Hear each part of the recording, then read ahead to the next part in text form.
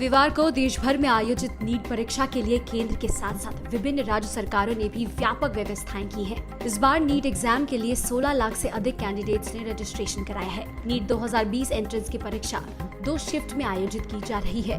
पहली शिफ्ट का वक्त सुबह 11 बजे से दोपहर 1:30 बजे तक है, जबकि दूसरी शिफ्ट की परीक्षा दोपहर 2 बजे से 5 बजे तक है। परीक्षा केंद्रों पर कोरोना वायरस से निपटने के लिए सख्ती से नियमों का पालन किया जा रहा है। दिल्ली में नीट परीक्षा केंद्रों पर व्यापक इंतजाम देखने को मिला। नीट परीक्षा के एग्जाम सेंटर भारतीय विद्या भवन में परीक्षा देने वाले छात्र पूरे इंतजाम के साथ पहुंचे थे। हर छात्र एक निश्चित दूरी पर लाइन में खड़ा हो, इस तरह का इंतजाम किया गया। परीक्षा केंद्र में जाने से पहले सबका टेम्परेचर भी चेक किया गया और हर छात्र मास्क और ग्लव्स पहने नजर आए। शिक्षा मंत्री रमेश पोखरियाल ने छात्रों को परीक्षा के लिए शुभकामनाएं दी। उन्होंने महामारी के मद्देनजर सुरक्षा प्रोटोकॉल के आयोजन के लिए राज्यों को भी धन्यवाद दिया है। उन्होंने ट्वीट कर लिखा, आज नीट की परीक्षा में बैठ रहे सभी अभ्यर्थियों को मैं ढेर सारी शुभकामनाएं देता हूं। मुझे पूर्ण विश्वास है कि नीट की परीक्षा में भी जेईई की तरह सभी अभ्यर्थी कोरोना गाइडलाइंस का पालन करते हुए पूर्ण धैर्य, आत्मसंयम और आत्मविश्वास के साथ परीक्षा देंगे। केंद्रीय गृह मंत्री अमित शाह पिछले काफी वक्त से सेहत से जुड़ी परेशानियों से झेल रहे हैं। अस्पताल से डिस्चार्ज होने के 2 हफ्ते बाद ही अमित शाह को फिर से एम्स में भर्ती कराया गया है। बताया जा रहा है कि शनिवार को सांस लेने में दिक्कत हुई, जिसके बाद उन्हें एम्स में एडमिट कराया गया।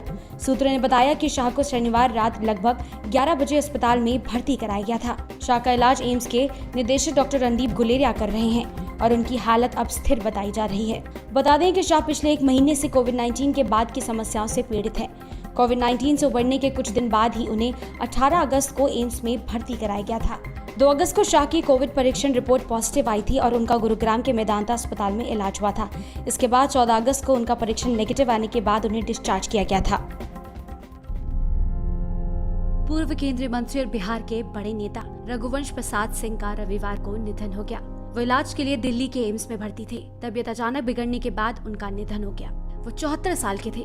रघुवंश प्रसाद का जन्म वैशाली में 6 जून 1946 में हुआ था। उन्हें पिछले दिनों कोरोना संक्रमण हुआ। वो फेफड़े में इन्फेक्शन से भी जूझ रहे थे। तबीयत बिगड़ने के बाद उन्हें 2 दिन पहले वेंटिलेटर पर रखा गया था। वो बिहार के एक बड़े नेता माने जाते थे। हाल ही में उन्होंने आरजेडी से इस्तीफा दिया था। उन्होंने एम्स से ही अपना इस्तीफा आरजेडी अध्यक्ष लालू प्रसाद को लिखा था। हालांकि लालू प्रसाद ने उनका इस्तीफा स्वीकार नहीं किया था। कयास लगाए जा रहे थे कि वो जल्द ही जेडीयू का दामन थामेंगे। प्रधानमंत्री नरेंद्र मोदी ने भी पूर्व केंद्रीय मंत्री रघुवंश प्रसाद सिंह के निधन पर शोक जताया। प्रधानमंत्री मोदी ने एम्स में भर्ती होने के दौरान मुख्यमंत्री नीतीश कुमार को लिखे आखिरी पत्र की बातों को पूरा करने पर भी जोर दिया। प्रधानमंत्री मोदी के साथ साथ देश के कई बड़े अन्य नेताओं ने भी अपना शोक जताया है। तो आइए आपको सुनाते हैं बीजेपी के अश्विनी कुमार चौबे ने क्या कहा। प्रखर नेता आदरणीय श्री रघुवंश प्रसाद सिंह जी के निधन से हम सभी मर्माहत हैं। उनसे बहुत ही पारिवारिक जुड़ाव भी था। ऐसे नेता जिन्होंने आजीवन गरीबों की राजनीति की, पूरे देश में वो लोकप्रिय थे। स्वच्छता का संदेश भी उन्होंने मंत्रित्व काल में देने का काम किया। अभिनेता सुशांत सिंह राजपूत की मौत की जांच जारी है और इस जांच में रोज नए चेहरे, नए घटनाक्रम और एक नया एंगल जुड़ रहा है। इस बीच कई फिल्म निर्माताओं ने उन पर आधारित फिल्म बनाने की घोषणा की है। वैसे असल जिंदगी में हुई मौतों पर फिल्में बनाना कोई नई बात नहीं है। इस साल बॉलीवुड स्टार सुशांत और उनकी रहस्यमयी मौत ने कई फिल्म निर्माताओं की इस ओर रुचि जगाई है। वहीं सुशांत केस में ड्रग एंगल की जांच में एनसीबी मुंबई जोन ने 6 और लोगों की अलग अलग जगहों से गिरफ्तारी की है। इस केस की जांच में मुंबई से गोवा तक छापे मारे जा रहे हैं। एनसीबी की टीम मुंबई से गोवा तक इस काले धंधे में लिप्त लोगों को दबोच रही है। करमजीत सिंह आनंद नाम के शख्स को गिरफ्तार किया गया है। उसके पास से गांजा और चरस जैसे प्रतिबंधक मादक पदार्थ बरामद किए गए हैं। एक और शख्स डिवॉन एंथनी फर्नांडिस को 2 अन्य लोगों के साथ मुंबई से गिरफ्तार किया गया। इसके अलावा अंकुश अरिंजा नाम के एक शख्स को पवई से पकड़ा गया था। इसी मामले में एक शख्स क्रिस कोस्टा को भी गिरफ्तार किया गया है। दिल्ली के मध्य विहार इलाके में आज दिन दहाड़े बाइक सवार 3 बदमाशों ने बीच सड़क पर एक कार सवार पर ताबड़तोड़ गोलियां बरसा दी। बताया जा रहा है कि कार योगेश नाम का लड़का चला रहा था। जिसकी उम्र करीब 20 से 22 साल के आसपास थी। चश्मदीदों के मुताबिक बाइक पर सवार 3 बदमाशों ने अचानक से कार सवार पर गोलियां चला दी और वहां से भाग निकले। आसपास के लोगों ने कार सवार शख्स को तुरंत अस्पताल पहुंचाया, जहां डॉक्टरों ने उसे मृत घोषित कर दिया। पुलिस ने मौके पर पहुंचकर जांच शुरू की, चश्मदीदों से पूछताछ की और आसपास के सीसीटीवी की फुटेज की भी जांच कराई गई है। पुलिस जांच में पता चला है कि योगेश का नाम 2011 में एक मर्डर केस में था। योगेश दक्षिणपुरी में कार वॉशिंग का काम करता था। शुरुआती जांच में मामला आपसी रंजिश का लग रहा है। फिलहाल पुलिस की तफ्तीश जारी है। देश में बढ़ते कोरोना के मामलों को रोकने के लिए हर राज्य अपने स्तर पर कोशिश कर रहा है। इसी के मद्देनजर दिल्ली के स्वास्थ्य मंत्री सत्येंद्र जैन ने एक प्रेस कॉन्फ्रेंस की। इसमें सभी प्राइवेट अस्पतालों को 80% बेड कोविड के मरीजों के लिए सुरक्षित रखने के लिए कहा गया है। सत्येंद्र जैन ने बताया कि अभी दिल्ली में कोविड के 14,372 बेड में से 7,938 बेड भरे हैं। 50% से ज्यादा बेड अभी भी खाली हैं। दिल्ली में बढ़ते कोरोना मरीजों के इलाज के लिए दिल्ली सरकार तैयारियों में कोई कसर नहीं छोड़ना चाहती है। मंदिरों में सामान्य तौर पर नारियल, मिश्री, मखाने, चने या कोई मिठाई प्रसाद के तौर पर दी जाती है, लेकिन भारत में कुछ मंदिर ऐसे भी हैं जहां कुछ हट के प्रसाद दिया जाता है और कुछ मंदिरों में तो ऐसा प्रसाद दिया जाता है कि जिसकी आप कल्पना भी नहीं कर सकते। आज के इस वीडियो में हम आपको भारत के 10 ऐसे ही मंदिरों के बारे में बताएंगे।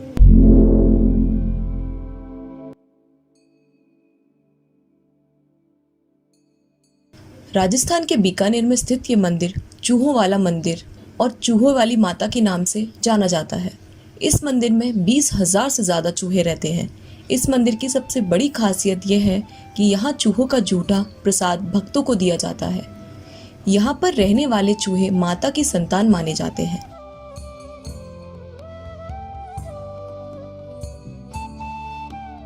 केरल के थ्रिसुर महादेव मंदिर में प्रसाद के रूप में भक्तों को खाने की सामग्री के बजाय ब्रोशर्स, सीडी, डीवीडी और टेक्स्ट बुक्स वितरित की जाती हैं। मंदिर ट्रस्ट का मानना है कि ज्ञान के प्रचार और प्रसार से बढ़कर अन्य कोई प्रसाद नहीं हो सकता।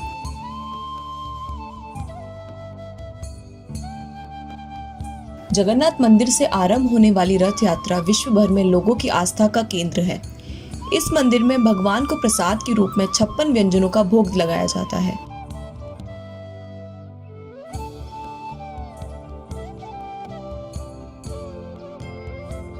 हर वर्ष गुवाहाटी के कामाख्या देवी मंदिर में भव्य मेले का आयोजन किया जाता है। मेले के दौरान 3 दिन के लिए मां के दर्शन आम भक्तों के लिए बंद कर दिए जाते हैं और चौथे दिन जब मंदिर के द्वार खुलते हैं तो बहुत बड़ी संख्या में भक्तों का तांता मां के दर्शन के लिए लग जाता है। प्रसाद के रूप में प्रत्येक भक्त को एक गीला कपड़ा मिलता है। कहा जाता है कि यह कपड़ा मां की रथ से भीगा होता है।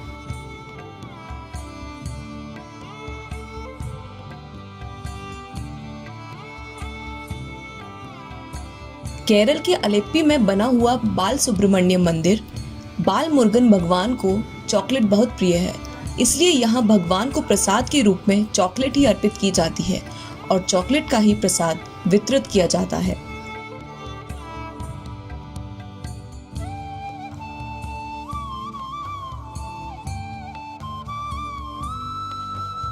कोलकाता के टांगरा में बने चाइनीज काली देवी मंदिर में नूडल्स का प्रसाद मिलता है।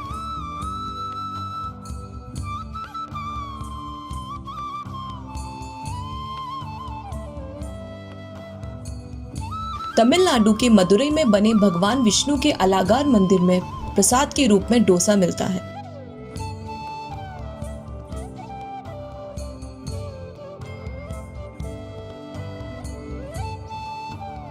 तमिलनाडु के पलानी अवस्थित भगवान मुरुगन के मंदिर में प्रसाद के रूप में 5 फल, गुड़ और शुगर कैंडी को मिलाकर जैम जैसी खाद्य सामग्री प्रसाद के रूप में दी जाती है।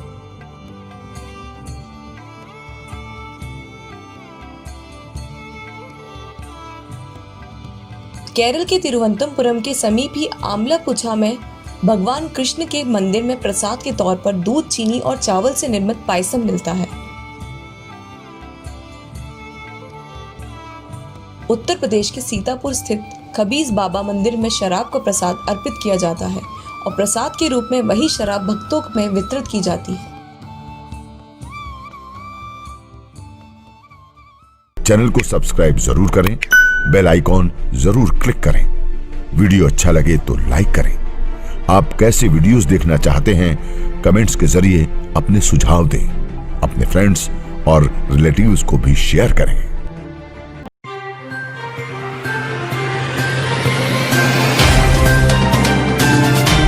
Subscribe now and press the bell icon. Never miss an update.